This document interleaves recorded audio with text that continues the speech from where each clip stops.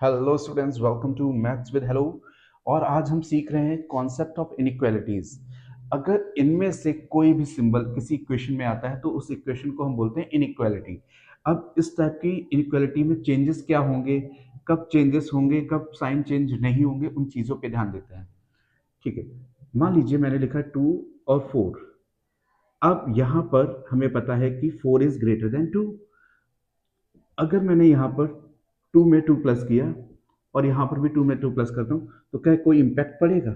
ये हो जाएगा 4 और ये हो जाएगा 6। There is no impact, it means it will remain same और इनइक्वालिटी हमारी सही रहेगी। ठीक है, अब यही चीज माइनस में देखते हैं।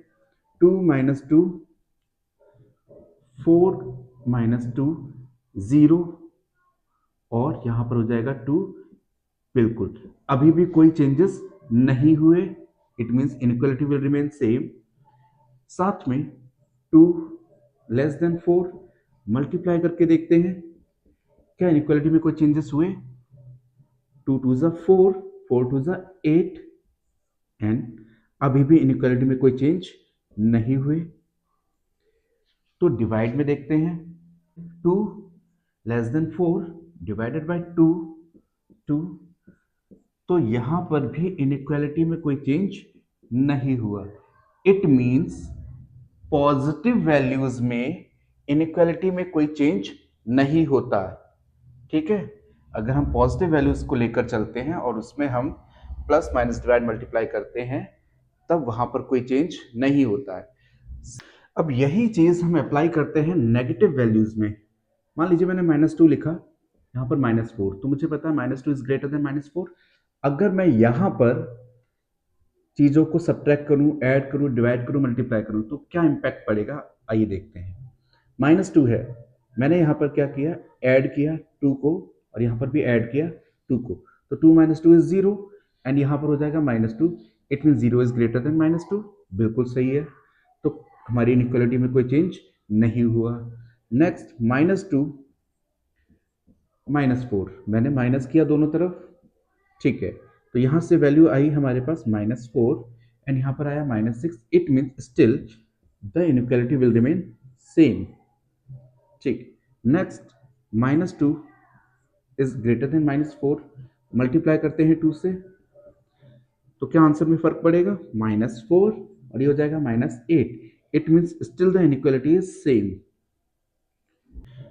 -2 -4 देन डिवाइड करते हैं 2 से दोनों तरफ, answer is -1, answer is -2। It means -1 is greater than -2। अभी भी इनइक्वालिटी में कोई चेंजेस नहीं हुए। इट मीन्स कि वैल्यू चाहे प्लस की हो चाहे माइनस की हो, उसमें कोई भी चेंजेस नहीं होंगे इनइक्वालिटीज में। इनइक्वालिटी हमारी सेम रहेगी। अब इसी सेंस को हम डिवाइड और मल्टीप्लाई में देखते हैं कि जब वैल्यूज को हम सिंप्लीफाई करेंगे मल्टीप्लाई एंड डिवाइड के फॉर्म में तो क्या इनइक्वालिटी चेंज होंगी। आइए उस कॉन्सेप्ट को भी समझते हैं। डिवीजन और मल्टीप्लिकेशन जब हम नेगेटिव वैल्यूज से करते हैं तब क्या इंपैक्ट पड़ता है, तो उसके लिए समझना है हमें। मैंने लिखा यहाँ पे 2 और यहाँ पे लिखा 4। आपको पता है कि 4 इज ग्रेटर देन 2, तो हम इस तरीके का सिंबल यूज करेंगे। अगर मैं इसी नंबर को पॉजिटिव 2 से डिवाइड करता हूं तो इनइक्वालिटी हमारी सेम रहती है। 1 इज स्मॉलर देन 2, बिल्कुल सही है।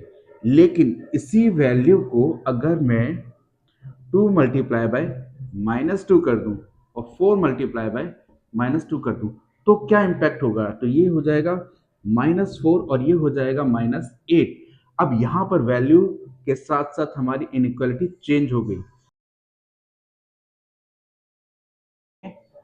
तो यहां से हमें सीखने को मिलेगा जब किसी इनइक्वालिटी में माइनस की वैल्यू का मल्टीप्लाई करते हैं तो इनइक्वालिटी का साइन चेंज होता है। बहुत ज्यादा जरूरी है ये। अब यही चीज अगर हम अप्लाई करते हैं डिवीजन में,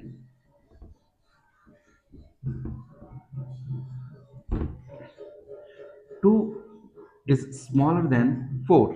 अगर मैं यहां से -2 का डिवाइड कर दूं दोनों तरफ तो क्या इंपैक्ट होगा, -2 से 2 कैंसिल, आंसर इज -1। इस 2 से 4 कैंसिल, आंसर इज -2।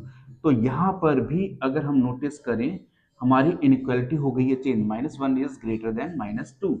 तो यहाँ से सभी बच्चों को एक चीज याद रखनी है कि जब भी हम कभी किसी नंबर में, किसी इनइक्वालिटी में माइनस की वैल्यू से मल्टीप्लाई या डिवाइड करते हैं तो इनइक्वालिटी का साइन चेंज होता है। बड़े ध्यान से देखिएगा, हमने पॉजिटिव वैल्यू से मल्टीप्लाई डिवाइड किया था तो कोई चेंजेस नहीं हो रहे थे, लेकिन हमने माइनस की वैल्यू से मल्टीप्लाई डिवाइड किया तो चेंजेस हो गए इनइक्वालिटी में। यही कॉन्सेप्ट आपको सीखना है। तो आपको फोकस करना है बैलेंसिंग द इक्वेशन पे, ना कि ट्रांसपोजिशन मेथड पे। अगर वीडियो इंफॉर्मेटिव लगी हो तो please like, share and subscribe कीजिए। Thank you guys.